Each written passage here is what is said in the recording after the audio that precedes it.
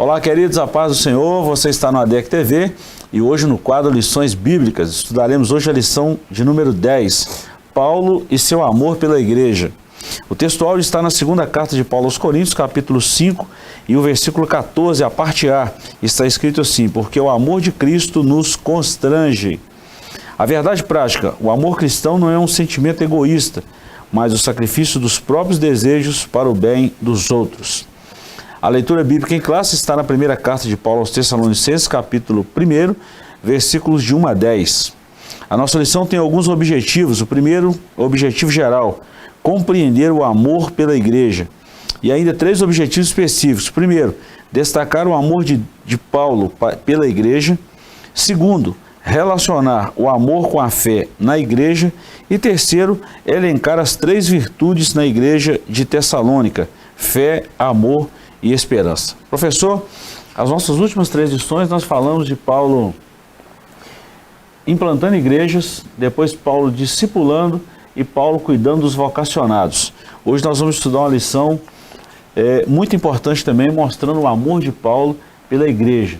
Haja vista que o apóstolo Paulo foi um dos que mais escreveu as igrejas em que ele trabalhou, que ele fundou. Paulo, ao todo, ele escreveu 13 epístolas e tem aqueles que dizem que ele escreveu, pelo menos tem uma abordagem aos hebreus. Nós não podemos afirmar isso, que Hebreus para nós hoje é uma carta anônima. Os primeiros cristãos já sabiam, mas nós não podemos afirmar. Mas o certo é que 13 epístolas Paulo escreveu e direcionou as suas igrejas, as cartas pastorais também, e a gente sabe isso muito bem. E em todas elas a gente vê Paulo com esse amor de forma muito exponencial a essas igrejas que ele havia fundado, cuidado, e agora tendo esse cuidado, vamos dizer assim, eu vou usar uma palavra, um cuidado demasiado, né, a essas igrejas. Lição muito boa, por sinal, né?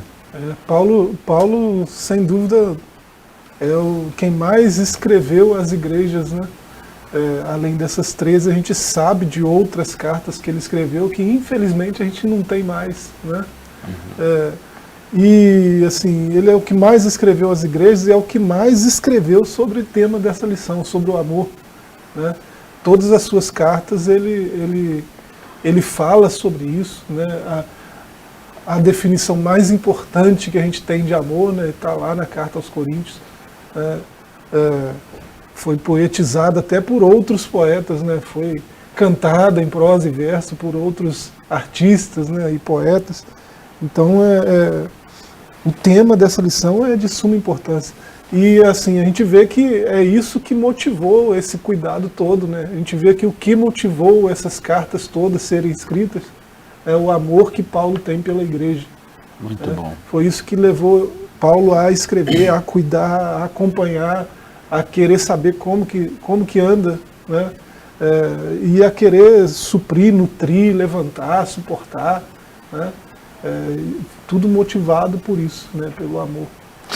Na nossa lição, professor, a lição de professor, ela tem um quadro muito importante, né? Na verdade, a nossa lição é muito completa. A gente até aproveita isso para dizer aos nossos amigos, irmãos que estão sempre com a gente, para explorar mesmo esse conteúdo da lição. Porque muitas vezes passa batido, lê só, vamos dizer assim, o comentário mesmo, e esquece dos detalhes, dos pormenores. Tem um quadro aqui interagindo com o professor, eu achei muito interessante. É encantador contemplar o amor de Paulo pela igreja de Cristo. O apóstolo nos ensina que os obreiros devem zelar, cuidar e amar a igreja. A vida e o ministério de Paulo são um antídoto contra a banalização da igreja, o corpo de Cristo. Nesse sentido, somos convidados a amar a igreja e a demonstrar esse sentimento de maneira concreta. Eu achei essa frase, esse parágrafo aqui, super importante quando Paulo está tratando diretamente com a liderança, ensinando essa liderança como cuidar da igreja do Senhor. Isso é muito importante. O pastor Elianai Cabral, né, quando faz esse comentário aí, que a vida e o ministério de Paulo são um antídoto contra a banalização da igreja, né, certamente ele está pensando no estado atual que a igreja se encontra, né? Quando ele usa um termo desse, né, banalização, há um descuidado, né, para com a igreja como instituição, né? E assim, a vida de Paulo é um exemplo para nós, né? para aqueles que estão em posição que Paulo estava, né, posição de liderança, mais ainda. Né, então a gente precisa viver a igreja de fato, né, aquele lugar onde os embaixadores de Cristo, embaixadores do reino se encontram para promover o reino. Né, então isso é que é a igreja de fato. Né, e Paulo mostra isso nas suas cartas, né, e quando ele fala desse amor que ele tem, mais ainda, né, pela igreja. Verdade. Professor, e principalmente nesse contexto odierno, onde a teologia liberal e progressista tem infiltrado em nossos púlpitos, os ensinamentos de Paulo são contrários a essas teologias. E quem está nos acompanhando e quiser dar uma acompanhada melhor no tema, tem outros quadros nossos aí, como o Conexão Teológica, a gente fala muito sobre isso. Então dá uma pesquisada depois lá nos nossos canais, nas mídias, você vai ficar por dentro aí. A nossa próxima lição vai falar um pouco disso também. Muito, né? muito. A lição 11 vai falar sobre ortodoxia. Exato, isso é muito bom. A igreja tem sofrido muito com falsos ensinos, né? Verdade. E esse pessoal é averso aos ensinamentos de Paulo, porque Paulo bate muito contra nessas doutrinas hereges que a gente vê por aí afora. Introdução. Pelo menos duas características marcam a igreja de Tessalônica: seu amor ao Senhor Jesus e o amor recíproco entre os irmãos. À luz do exemplo dessa igreja e do sentimento do apóstolo Paulo por ela, o nosso propósito é mostrar que, como seguidores de Jesus e membros de uma igreja local, devemos amá-la e expressar esse amor na comunhão dos santos. Professor, eu já começo aqui na introdução falando sobre uma das características do fruto do Espírito, que é a fidelidade. Fidelidade não está relacionada só a mim e Deus, está relacionada a mim e você também, a nós cristãos. E a gente, cada dia que passa, a gente vê Mateus 24:12 se cumprindo. E por aumentar a iniquidade, o amor de muitos esfriaria. E por faltar amor entre os irmãos, a igreja perde muito com isso, porque nós somos uma congregação, um ajuntamento de pessoas. E se não houver amor, não tem nada. Pois é, a gente é até um dos pontos dessa lição, nós vamos falar daqui a pouco, né, mas esse fruto do Espírito, né, a gente vê que Paulo, quando fala disso, ele é os Gálatas, né, Gálatas 5, ele fala que é o fruto, né, mas ele dá 9 características. Então você vê que tudo faz parte de uma coisa só, né? Talvez chamar esse fruto de amor, né, o fruto do amor, não seja tão diferente assim de o fruto do Espírito, porque o amor encabeça a lista ali dos nove gomos, né? A gente fizer essa comparação com frutos dessa espécie. E a fidelidade, a gente vê em outros escritos do próprio apóstolo Paulo, que essas duas características do fruto estão sempre juntas, né? Quando cresce a fé, o amor também cresce, o amor também se desenvolve, né?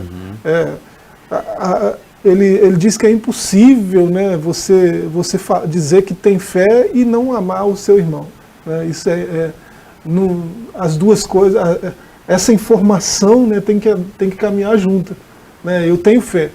Me mostra a sua fé, né? Como é que eu vou saber que você tem fé mesmo? Né? Se eu tenho comunhão, se eu amo, né, o meu semelhante, aí eu vou dar indicações de que eu realmente tenho fé, né? Vai ficar mais evidente a minha fé quando eu faço essa fé frutificar em obras de amor. Né? Ele fala isso aqui aos Tessalonicenses, quando ele fala de trabalho de amor. Né? Paulo tem propriedade para falar disso, porque ele começa dizendo que ele mesmo, né, ama essa igreja. Né? Então ele fala com propriedade. E se a gente der uma lida na primeira e a segunda carta de Paulo aos Tessalonicenses, nós vamos ver aí a riqueza de assuntos que Paulo tratou a essa igreja. Foi uma das igrejas, uma das cartas em que Paulo mais dedicou sobre a volta iminente do Senhor Jesus. Ele tratou muito da volta do Senhor, falou dos que dormem no Senhor, porque havia uma certa ignorância, talvez até mesmo por ensino de judeus, vamos falar assim, de saduceus espalhados em toda a doutrina dos saduceus, né, que não acreditavam na ressurreição, mas Paulo trata isso com muito amor, com muita propriedade. Isso é muito bom a gente estudar esses assuntos. Muito bom. Vamos lá então, professor, capítulo 1 da nossa lição, o amor de Paulo pela igreja. E aqui nós vamos trabalhar três tópicos, 3 pontos. O amor como o de um pai para um filho. Depois, o amor motivado pelo modo de viver o evangelho. E terceiro, o amor deve nortear a nossa vida na igreja local. A primeira carta de Paulo aos Tessalonicenses atesta o amor do apóstolo pelos membros da igreja. Esse sentimento não se deu apenas pela igreja de Tessalônica, mas por todas as que Paulo plantou no mundo gentílico. Trata-se de um amor como o de um pai para um filho. Veja o que o apóstolo diz a respeito dos coríntios. Porque ainda que vocês tivessem milhares de instrutores em Cristo, não teriam muitos pais, pois eu gerei vocês em Cristo Jesus pelo Evangelho. 1 Coríntios 4:15. A gente vê essa declaração como um pai espiritual, né, professor?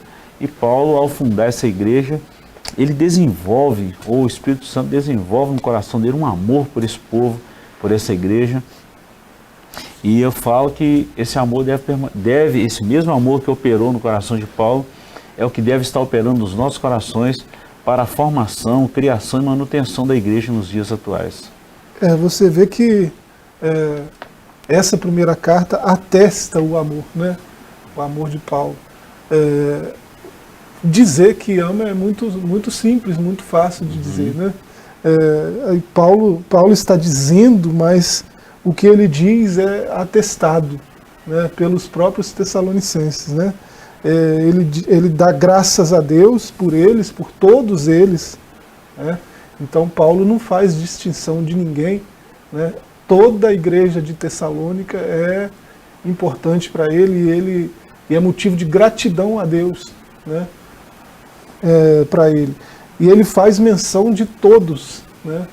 Faz sempre menção de vós em orações, né? Ele diz. Ele lembra de todos eles sem cessar, né? O tempo todo eles fazem parte da lembrança de Paulo, né? Então aí ele termina lá no verso 4 dizendo, amados irmãos. Ele está dizendo que eles são amados, mas ele dá provas disso, ele atesta essa informação, dizendo que ele sempre ora por eles, né? Ele se importa com cada um deles, ele é grato pela vida de cada um deles, né? É o pastor que a gente queria, todos nós queríamos Paulo como pastor, né? Verdade. Alguém que se entrega completamente ao pastoreio, né? Então ele atesta esse amor, né, dando essas informações aí. E ele diz aos coríntios, né, algo mais profundo ainda, que se sente pai deles, né? Eu gerei vocês pelo Evangelho. Isso aqui é tremendo. Muito forte essa expressão. Ele pregou o Evangelho e fez nascer pessoas novas, né, com essa mensagem. Porque ele pregou o Evangelho puro, né, o Evangelho do jeito que deve ser, né, do jeito que do jeito que foi inspirado para ser transmitido. É por isso que foram geradas vidas novas, né? Então ele diz, mesmo vocês tenham muitos instrutores, né, paidagogos, né, muitos instrutores, né, aquele escravo que conduz a criança, né, que educa moralmente a criança, vocês podem ter muitos desses, né, mas patros, né, aquele gerador da vida, só tem um, né? Eu gerei vocês. Então ele se sente pai mesmo, né? E que pai que não tem amor pelos filhos, né? Então ele deixa isso muito evidente, e esse amor que ele fala, que ele diz ter, ele atesta, né? Esse amor pode ser comprovado, pode ser testado, né? Pode ser medido através das obras, das atitudes dele. E a gente vê essa característica de Paulo como um pai, aquele pai que é duro quando precisa ser duro, mas de um coração mole quando precisa dar uma flexibilizada também, né? Nós já falamos isso aqui algumas vezes. Eu gosto da expressão que você sempre usa, que com lobo não tem conversa não. Lobo é pau na moleira dele, não tem conversa não. E Paulo era desse jeito. Aos próximos, aos irmãos, aos filhos na fé, Paulo tratava com muito carinho, com muito amor, com muita, vamos falar assim, ele não era displicente ao trabalho. Não era pesado dos irmãos, e era um pai presente. Mas quando se tratava de alguém que queria contaminar a igreja ou contaminar os seus filhos, ele os protegia. E a gente vê isso muito claro nos escritos de Paulo. É só pegar aí as 3 epístolas e a gente vai ver aí o cuidado de Paulo com a igreja do Senhor. Essa palavra que ele usa aqui, muitos pais, né? Pateras, né? Essa palavra ocorre 12 vezes nas Escrituras, né? E a maioria dessas 12 nas cartas de Paulo. Ele se sente pai mesmo deles, né? É muito bacana. E é muito bom, professor, a gente trabalhar dessa forma e ver isso na vida de Paulo. Eu volto a falar, os pastores da linha progressista detestam isso, porque ao invés de dar a vida pelas ovelhas, eles estão sugando a lã, o couro, o óleo, a gordura e tudo, né? Então isso é muito ruim, isso não pode, deveria ser o inverso. 2, o amor motivado pelo modo de viver o Evangelho. Um dos elogios de Paulo aos Tessalonicenses foi a respeito do modo como eles receberam a palavra e sua prática em coerência com o ensino recebido. Os cristãos de Tessalônica eram o objeto do amor do apóstolo, pois neles ele viu o fruto do seu ministério. Os versículos 5 a 10 da nossa leitura bíblica em classe mostram a indizível alegria de Paulo ao constatar a expressão do amor de Deus na vida da igreja. Então havia aqui uma reciprocidade. Paulo amava a igreja e a igreja, de uma forma recíproca, amava Paulo.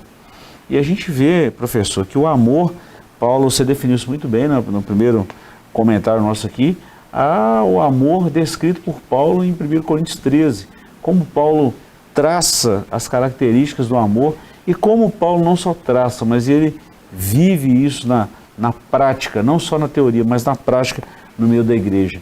E é tão gostoso quando a igreja percebe isso e vive dessa forma recíproca do amor entre liderança e liderado e vice-versa. Isso é muito bom. É um ciclo muito bacana, né, que Paulo demonstra aí. Ele tem todo amor e dedicação para com aqueles crentes, né, da igreja de Tessalônica. Aí eles se tornam imitadores dele, né? Ele diz isso no verso 6, né? Vós fostes feitos nossos imitadores e do Senhor. Eles estão imitando a Paulo primeiro, porque eles conheceram, né, o Senhor através de Paulo. Então a primeira referência de Cristo que eles têm é Paulo. Então eles começam a imitar Paulo, de repente estão imitando a Cristo, né? O que é a mesma coisa, né? Eu sei que é complicado dizer isso, mas ele mesmo diz várias vezes, sede meus imitadores, né? Não foi uma vez só, né? Ele está dizendo isso dos crentes de Tessalônica, vocês se tornaram meus imitadores e de Cristo, né? Então o processo se deu assim, receberam o Evangelho, foram gerados, né? Ele trouxe à luz novas criaturas, né, pela pregação do Evangelho. Essas criaturas que foram geradas começaram a imitar esse que trouxe o Evangelho para eles e perceberam que estavam imitando, na verdade, a Cristo, né? E isso, quando as outras igrejas em volta olharam, veja o verso 7, né, viram esse exemplo na igreja de Tessalônica e começaram a imitar também, né? Eles foram exemplo para todos, né? Exemplo para todos os fiéis da Macedônia e da Acaia, né? Então Paulo foi exemplo para eles se tornaram exemplos para outras igrejas, né? É um ciclo muito bacana. Muito legal. Né? Olha como que uma pessoa influencia uma geração inteira, né? Então o exemplo de Paulo foi seguido nesse nível. As pessoas que seguiram o exemplo dele se tornaram exemplo para outras pessoas seguirem. Isso é muito, muito fino, muito legal, muito legal. E interessante como que uma obra perfeita e única de Cristo resultou nesse trabalho posterior da vida de Paulo e da igreja que se seguiu aí, né? Isso é muito bom. A gente vê, professor, a motivação da igreja, ou eu não vou falar motivação, né? Nós já falamos sobre isso em lições passadas. Mas o entusiasmo da liderança em ensinar a igreja em aprender esse ensinamento do seu liderado que recebe de Cristo. Então, quando há essa sinergia, o resultado disso aí é fantástico. Quando você sabe que alguém aprendeu algo que você ensinou, né? Quando você vê a pessoa praticando aquilo. Muito bom. Muito bom. Se eu pratico, quer dizer que eu aprendi. Né? Se eu só escutei, entendi, né? Assimilei a ideia, não quer dizer que eu aprendi. Eu gostei. Né? Simpatizei, né? Não quer dizer que eu aprendi. Eu aprendi quando eu começo a imitar, quando eu começo a praticar aquilo. Fazer. E foi o que aconteceu com a igreja de Tessalônica. Muito né? bom. Vocês ouviram o evangelho em muita tribulação, mas vocês responderam com gozo, com a alegria do Espírito. Isso é Aí fantástico. todo mundo quer imitar, né? Todo Verdade. mundo Professor, antes da gente terminar esse bloco 1 aqui, vamos falar rapidinho aqui, o amor deve nortear a nossa vida na igreja local. Num tempo em que muitos vivem de criticar a igreja local, é hora de demonstrar o amor pela igreja em que congregamos. Eu achei isso fantástico e muito importante para a gente falar, porque hoje, quando eu falei das características do fruto do Espírito, que é a fidelidade, eu escutei isso do pastor Saulo, nosso vice-presidente, e eu gosto de compartilhar coisas boas que a gente escuta. Ele falou o seguinte, há um tempo atrás, quando o pastor enfrentava uma dificuldade na igreja, qual que era a orientação dos irmãos para esse pastor? Pastor, a igreja está enfrentando alguma dificuldade, nós estamos juntos em oração. Hoje não. Se a igreja A enfrenta uma dificuldade, o irmão tem a consciência, ou tem a, vamos falar assim, ele faz isso com a maior tranquilidade. Ele sai da igreja A que está com um problema e vai para a igreja B achando que a igreja B não tem problema. E a gente vê isso aqui na nossa cidade assim constantemente. Chega lá, tem outros problemas, né, que talvez sejam mais complicados, complexos de lidar, né? Aí começa a procurar a igreja A, B, C e D, aí sai de um ministério, vai para outro, sai de outro, vai para outro, ao passo que nós deveríamos estar na nossa congregação em que fomos chamados, que fomos plantados e trabalhar em prol disso aí em amor. O amor não é suportar uns aos outros? O que o pastor Elianai Cabral está dizendo aqui é que não é que a igreja onde eu congrego é infalível, está acima de crítica, né? Eu não posso olhar de forma crítica para nada. Não é isso que ele está dizendo. Sim. Né? O que ele está dizendo é que eu não posso só apontar o problema, né? Criticar nesse sentido. Né? Olha, tem esse problema. E eu, sendo capaz de identificar isso, a única atitude que eu tenho é falar do problema. Eu não faço nada para resolver nem esse, nem aquele. Né? Eu fico aqui só apontando, ó, tem esse problema, tem aquele ali. E é dessa crítica que a Elianai Cabral está falando. Né? Aí o que eu faço? A única forma que eu tenho de lidar com o problema é essa, ficar só apontando, só olhando e falando, né? Eu não faço nada de forma ativa para resolver nada. Né? Quando eu vejo que tem problema demais, eu vou e saio para outro lugar, que aí eu não estou vendo problema nenhum. Né? Aí, nesse outro lugar, eu vou começar a enxergar de novo. Eu vejo um problema, depois eu vejo outro. Daqui a pouco eu estou vendo um monte de problema. O que eu vou fazer? A minha única forma de lidar com o problema é essa, eu só enxergo e falo. Aí eu vou sair para outra. É por isso que acontece esse ciclo todo aí. E interessante, professor, que nós fazemos parte do problema também, porque a gente está inserido ali. Então não é mais fácil a gente trabalhar, haver o diálogo, não é? Precisa ter. E nós, liderança, precisamos estar atentos ao que os liderados têm a falar. Não é simplesmente dar uma ordem e ficar por... Não é assim. Ou simplesmente não absorver a crítica. Não é assim. Hoje as lideranças inteligentes, assim como grandes empresas inteligentes, têm parado para ouvir e têm chegado a um denominador comum para resolver o problema. Deveria ser assim. Tudo com excelência e por amor. É o que a nossa lição diz. O feedback é um passo inicial para a resolução, né, dos problemas. Mas, assim, aquele que enxergou o problema, eu creio assim, se eu enxerguei um problema na minha comunidade, eu sendo corpo, parte do corpo, né, se eu enxerguei é porque eu preciso fazer algo para resolver. Né? E geralmente a gente tem alguma coisa para ajudar, né? Deus me fez ver para que eu tome uma atitude concreta em direção à resolução daquilo. Exato. Né? Eu não posso ficar só olhando e falando, nossa, que problemão. Como é que o pastor Gilberto vai resolver esse problema aqui na ADEC Central? Nossa, que problema, coitado do pastor. Não, eu tenho que chegar e, pastor, eu estou identificando esse problema. Será que se fizesse assim, assim, assado? Eu não posso assim, assim, assado, talvez eu te ajude nisso e nisso. Né? É uma postura correta diante da... Vamos e convenhamos também, né, professor? Muitas pessoas que saíram da igreja A e foram para a igreja B, identificaram o problema, deram feedback e não foram ouvidas. Aí a gente tem essas questões também que a gente não pode ser omisso a essas informações. A pessoa está aqui, vê um problema, fala do problema, traz uma solução e aí a liderança, em alguns momentos, simplesmente ignora. Aí também é um descaso, é uma displicência que precisa ser tratada, né? Com amor, mas precisa ser resolvido. A negligência não é uma forma de resolver. Não é. Nós vamos para um breve intervalo, voltamos já já. Você percebeu que o assunto deu uma acalorada quando a gente fala de amor, de convivência, e é isso mesmo. Próximo bloco nós vamos tratar de mais assuntos, então não saia daí, voltamos já já.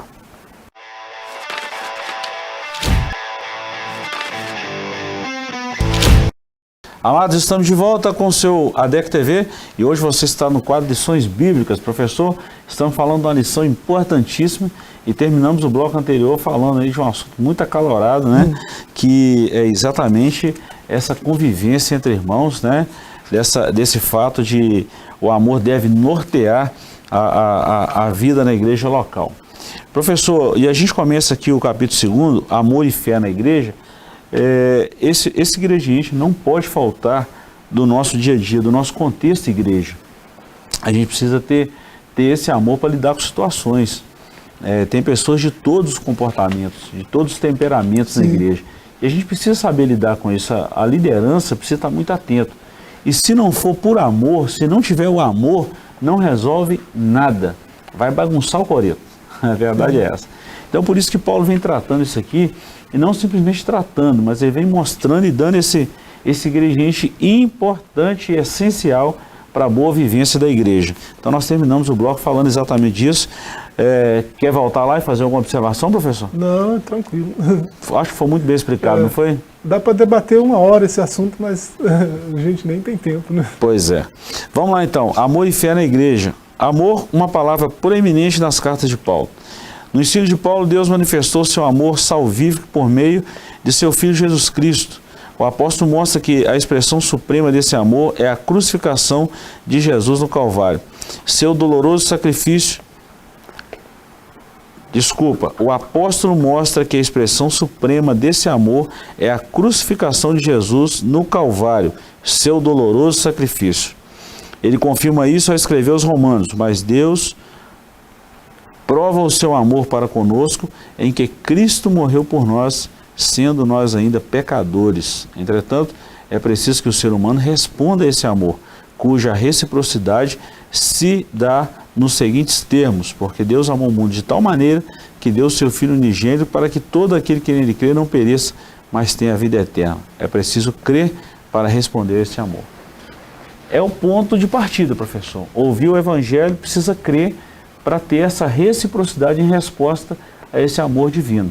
É o que Paulo sempre pregou, o que Jesus pregou e é o que a igreja deveria pregar. Pregamos, mas deveria pregar mais. Esse tema a gente já falou isso aqui, né? A proeminência desse tema nas cartas de Paulo, né? E assim, deveria ter essa mesma proeminência, né? Nos nossos discursos e nas nossas atitudes, né? A gente deve imitar Paulo nesse sentido. E assim, a gente já falou aqui, né? Ele mostra a importância, né? E a relação que o amor tem com a fé, né? Ao mostrar, ao trazer a sua mensagem central. Ele já disse que a mensagem dele é essa, né? Cristo crucificado. Verdade. E ele fala assim, a cruz, olha para a cruz, essa é a prova do amor de Deus, né? Ele fala lá aos Romanos 5. Ele fala em Romanos 13, né, que quem ama cumpre toda a lei. Então, olha a importância que essa palavrinha, né, tão deturpada, tão negligenciada, o seu real sentido, né, hoje em dia, né? O poeta fala, mas não entende o que está falando, né? O filósofo, a mesma coisa, né? O amor é uma questão de atitude, né? Não estou dizendo que o amor é só atitude, né? Às vezes a gente tende a olhar lá para 1 Coríntios 13, por exemplo, e achar que é só atitude. Não, aquelas atitudes são patológicas, né? são movidas por sentimento, né? Algo aqui dentro acontece que motiva aquelas atitudes. Então ele não é só a atitude, né? Mas a atitude é a evidência de que ele está lá, né? Então o apóstolo fala isso, ó, Deus provou o seu amor, né? Olha para a cruz, é a prova, né? E o evangelista João aí, né, capítulo 3, né, ele mostra o diálogo de Jesus com Nicodemos, né? Aí essa relação aparece do amor com a fé, né? É preciso responder. Ele amou, né? Por que ele amou? Para que todo que crê não pereça. Então a relação de fé e amor aparece aí, né, muito assim, entrelaçado, muito entrelaçado uma coisa com a outra. É o tema do nosso segundo tópico aqui, a fé e o amor nos ensina de Paulo, e Paulo ensinou muito sobre isso. Aos Efésios ele escreveu, pelo que ouvindo eu também a fé que entre vós há no Senhor e o vosso amor para com todos os santos. Em 2 Tessalonicenses ele arremata, sempre devemos, irmãos, dar graças a Deus por vós, como é de razão, porque a vossa fé cresce muitíssimo e o amor de cada um de vós aumenta de uns para com os outros. Professor, a gente sempre dá alguns insights aqui de livros. Qualquer líder, ou todo líder, deveria ler O Monge Executivo. O autor trata de um tópico específico sobre o amor e ele traz essa abordagem. E eu já falei várias vezes sobre isso. O amor é um sentimento ou é um comportamento? Eu gosto dessas versões novas, dessas versões atualizadas, corrigidas, né? Vamos falar assim, que a gente tem hoje, como por exemplo a NVI, a nova tradução, a linguagem hoje não, mas a Bíblia nova, Nova Vida, ela é muito boa. Nova Bíblia Viva. Nova Bíblia Viva, ela é muito boa. As versões modernas, ela traz o amor como caridade, ou seja, o amor em ação. O que o autor desse livro, do Monge Executivo, ele traz a memória dos que estão sendo mentorados por ele, é exatamente isso. Eu não sinto que eu sou benigno. Eu preciso provar que eu sou benigno. Isso não é um sentimento, é um comportamento. Só que o comportamento é movido pelo sentimento. Sim. Então eu preciso falar que eu te amo. Mas quando você enfrentar uma necessidade, eu preciso estar com a minha mão estendida. É exatamente isso que Paulo está falando, entre a relação entre o sentimento, que é o amor, e a materialização disso aí, que vem através de um outro sentimento, que é a fé.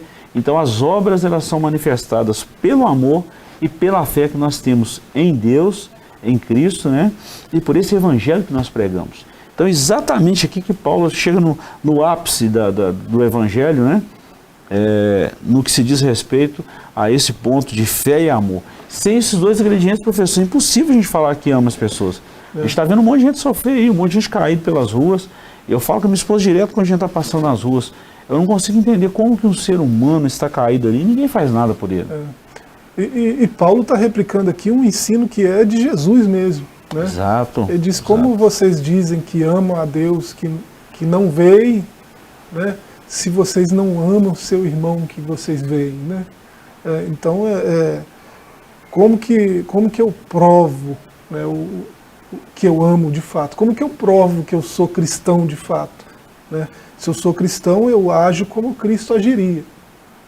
E às vezes a gente está muito aquém, né? Muitíssimo aquém. Mas não é pouco não, muito. A gente se esforça bastante para responder ao amor de Deus e a gente não dá conta, né? Se a gente for olhar mesmo, olha para a nossa correria do dia a dia, a gente vê que a gente não dá conta. A gente devia fazer muito mais do que o que a gente tem feito pelo outro, né? E assim, o amor é essa medida, a medida da fé, né? Ele é o elo, o vínculo da perfeição, por isso. Porque eu sei da sua fé através das suas obras de amor. Verdade. Né? Quanto mais eu vejo você fazendo por outros que não o cara do espelho, né, eu vejo que você tem fé mesmo. Né? Então essa relação aí tá muito evidente nas Escrituras e na vida de todos esses homens aí da igreja primitiva. Vou lembrar uma frase de um pastor ilustre em séculos passados, pastor Martin Luther King Jr. sempre falava. E eu quero falar um negócio, I have dream, né? Eu tenho um sonho, ele vivia em função dos outros. Interessante, professor, que eu estava estudando esses dias agora, praticamente 70% dos 10 mandamentos, né, que está embasado em amor também, não é só lei, a gente precisa falar disso, tem muita gente que pensa que a lei é dura, é seca, mas a lei é exatamente para parametrizar, para direcionar, para guiar, né? E a Bíblia é clara nisso. Mas 70% dos 10 mandamentos não diz respeito a mim, diz respeito a mim, a você, ao outro, diz respeito ao próximo. Não roubarás, não adulterarás, não dirás falso testemunho, não cobiçarás e por aí vai. E os outros 30 é horizontal, né? Não é? Então o meu Vertical, relacionamento com Deus, vertical. nosso relacionamento com Deus é imprescindível. Isso não pode falhar. Mas o meu relacionamento com você, com o próximo aqui, ele é tão essencial quanto o nosso relacionamento com Deus. Eu não estou falando que esse relacionamento meu e você pode superar o de Deus, não é isso. Mas se eu falo que tem um relacionamento com Deus e não tem um relacionamento com o meu próximo, eu não me relaciono com Deus. Até porque Deus não aceita, né? Deus não aceita culto, Deus não aceita oferta de quem não se relaciona bem com os seus iguais. Está escrito isso, né? A gente pode citar as dezenas de textos aí, mas eu acho que todos que nos assistem, né, a maioria aqui é de gente que frequenta a escola dominical, já sabe disso, né? Se eu estou com a minha oferta ali e eu lembro que magoei alguém, né, eu retenho a oferta, vou lá, reconcilio, né, ou libera perdão, ou, né, depois que resolveu a situação, aí eu venho e trago a oferta. Por que eu tenho que fazer isso? Porque ele não vai aceitar se eu ofertar para ele estando mal com o outro que é igual a mim, né, em dignidade, né? Então, o próprio Deus não aceita. Então, a fé só cresce na medida que o amor se desenvolve. Muito né? bom. 2 Tessalonicenses 1:3, né? Como a fé de vocês cresce muitíssimo e o amor de cada um pelo outro aumenta. Muito né? bom. Então, a minha fé só vai se desenvolver à medida que o meu amor aumentar. Né? Quanto mais eu me doar, quanto mais eu fizer pelo outro, quanto mais eu enxergar o outro, né, em detrimento. Tem gente que só olha para si, né, só olha para o próprio umbigo. Né? As suas preocupações estão sempre relacionadas com o cara do espelho. Né? Quanto mais eu viro esse olhar para outra pessoa, que não eu mesmo, né, aí o meu amor vai se desenvolvendo, vai aumentando pelo outro, né, e eu vou fazendo mais pelo outro, e aí minha fé também cresce, minha fé também aumenta. E olha que legal, que isso vai irradiando as pessoas que estão à nossa volta, tá? Isso contagiante, né? Não é? Isso vai contagiando, isso é muito bom. Professor, nós já falamos aqui do ponto 2 e quase que no piloto automático aí já entramos no ponto 3, que é a dimensão prática do amor. Já falamos muito sobre isso. Nosso tempo está fim daqui. Deixa eu só dar uma corrida aqui no capítulo 3 aqui, as virtudes na igreja de Tessalônica, fé, amor e esperança, que são as virtudes teologais. Falamos muito disso também no nosso quadro aí do Conexão Teológica. Tem uma série aí no Conexão Teológica que nós falamos das 3 virtudes teologais, uma por uma, muito das detalhado. 4 virtudes cardeais, uma por uma. Muito bom. Então quem quiser entender melhor, vai lá na DEC TV. Não é? Olha bem, professor, dessas virtudes aqui, nós vamos só dar uma pincelada aqui rápido, né? Fé, amor e esperança, que são essas 3 virtudes. E aos irmãos, eu fecho aqui falando o seguinte, já falamos da fé, já falamos do amor. E a esperança do Evangelho. Olha bem, a nossa bendita esperança é a paciência com que nós vivemos. Paulo falou isso aos Tessalonicenses. Para nós aguardarmos com esperança, com paciência, a manifestação de nosso Senhor Jesus. Que é uma esperança melhor do que essa, professor, para nós cristãos. E eu acho interessante que tanto essa esperança quanto essa fé e esse amor, o primeiro lugar onde elas são manifestas é na igreja local. Né? Não é? A primeira oportunidade que eu tenho de exercitar essas virtudes, né, teologais, são teologais porque, né, de teo, né, logos, né, a origem, o motivo, o objeto primário e imediato é Deus. Né? Deus infunde, né, essas virtudes naqueles que andam com Ele. Né?